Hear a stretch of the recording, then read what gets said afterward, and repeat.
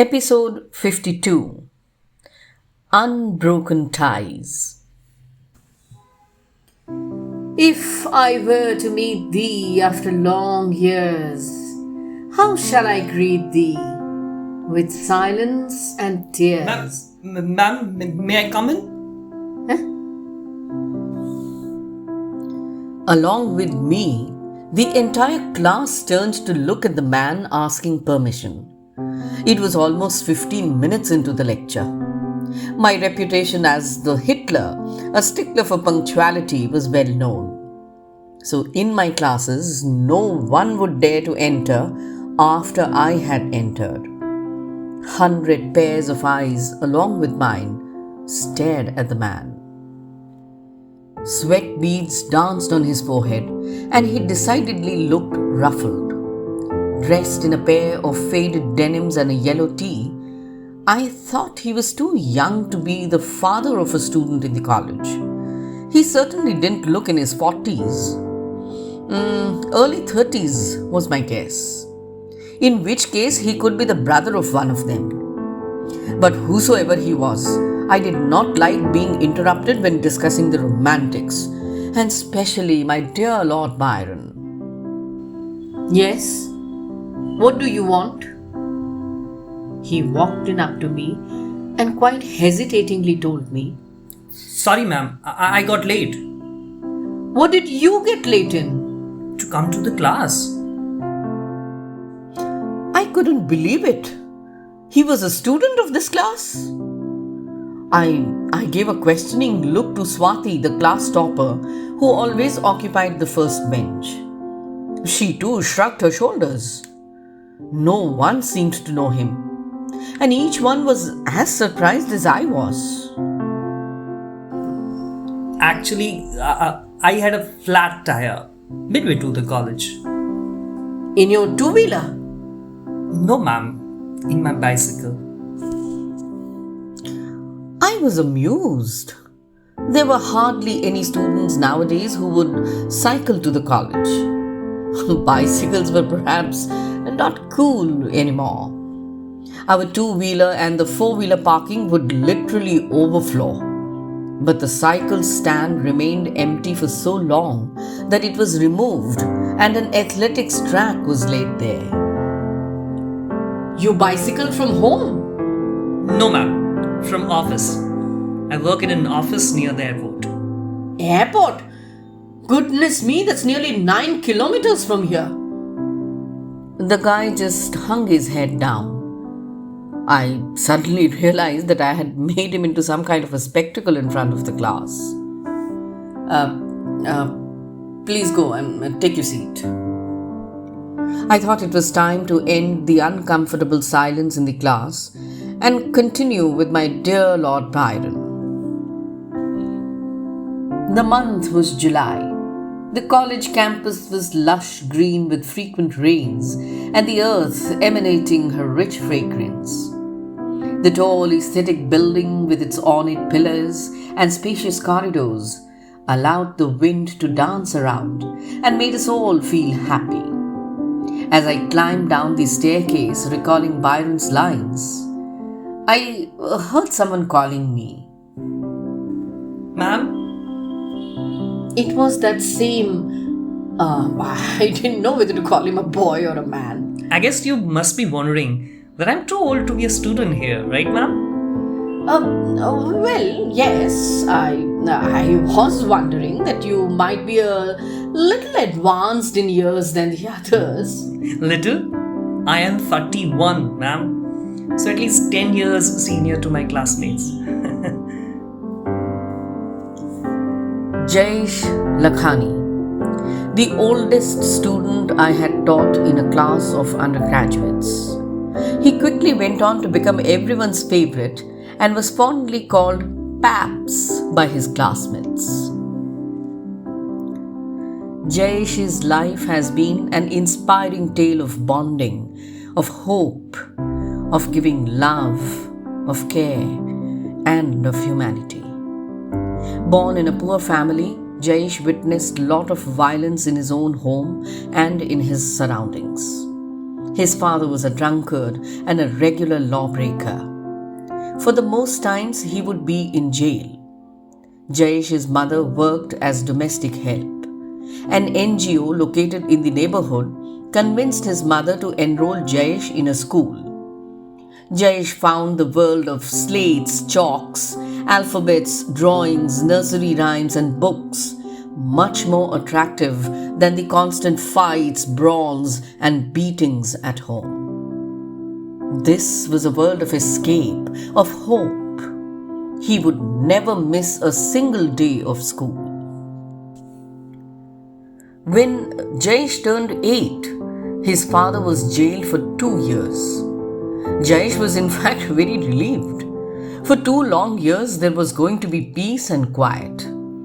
As Jayesh entered his 5th standard, he noticed that his mother had become very weak and would report sick on most mornings. One day she told Jayesh falteringly that she was about to give birth to a child in the next few months. Jayesh was very happy and excited. Jayesh didn't understand at all why suddenly one night his mother woke him up and they left their home. They reached a new area on the outskirts of the mega city where his mother took shelter in a room behind a temple. Jayesh had to give up school and began to work as his mother was too weak. He earned a very small amount, but thanks to the temple pujari, they got 2 square meals every day. After 5 months, Jayesh became the brother to a sweet little sister. He was thrilled and overjoyed and would never leave the little sister alone. Jayesh's mother, however, weakened terribly after childbirth. So Jayesh began to work in double shifts at a small eatery on the highway and brought home enough money for the 3 to survive. Jayesh was determined to send Jiya, his sister, to school. So as soon as she turned 4, he admitted her to a nearby school. He was so happy that his little sister was equally fascinated by books and learning. Jayesh would labor with the little one late into the night, and the pujari could hear the two reading aloud history, tables, stories, and science facts every night. But tragedy followed soon enough. When Jayesh turned 16, he lost his mother. Everyone thought that caring for a 5-year-old sister all alone would be impossible and so bothersome. But not Jayesh. He took permission to take his sister to work after her school got over. The eatery owner was impressed by Jayesh's desire to educate his sister and hence willingly permitted for the same. He agreed to give Jiya some food every day and also money for buying some toys and some books. Thus, the brother-sister duo would remain together the entire day. At night, when his shift would get over, Jayesh would carry a sleeping Jiya back home. When Jiya cleared her 10th standard exams, Jayesh not only distributed sweets but also danced late into the night. After her 10th standard exams, Jiya expressed her wish to join a nursing course. The fees was quite high, but Jayesh was, as usual, determined to let her do what she wanted to do. He took a loan of 1 lakh rupees from the eatery owner and got her admitted in a good nursing course. After 4 years, Jiya became a qualified nurse and got placed in a leading hospital. I was 28 then, ma'am. But Jiya had never forgotten my love for studies and books. She forced me to appear for the 10th standard exams. All my protests landed on deaf ears. Dekh bhai, you sent me to school at the cost of giving up on your own education. Don't I know how much you love books and learning new things? अब देख अब घर भी अच्छे से चल रहा है ना. So now It's my turn to make you do what you cherished and liked the most. Educate yourself. Don't worry, I will teach you यार. 10th and 12th clear करेंगे and फिर college में भी पढ़ेंगे. She brought books for me.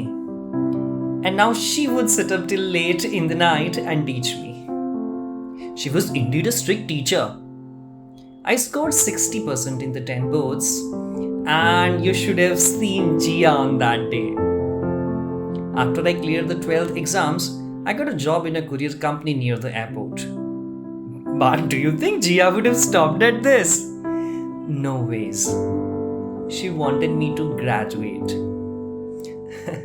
So, here I am. Jiya pays my fees and gets all the books for me too. I could see Jayesh's eyes moistening at the corners. My years as a professor had made me witness all kinds of relationships. Best friends cheating on each other, betrayal, love turning to hatred, stalking, physical gratification, infatuation, strong bonds, friendships for life, and promises to be together through thick and thin. But this kind of a relationship was a first one. Have you ever told her, Jayesh, that you are her stepbrother? Do you think I should have, ma'am?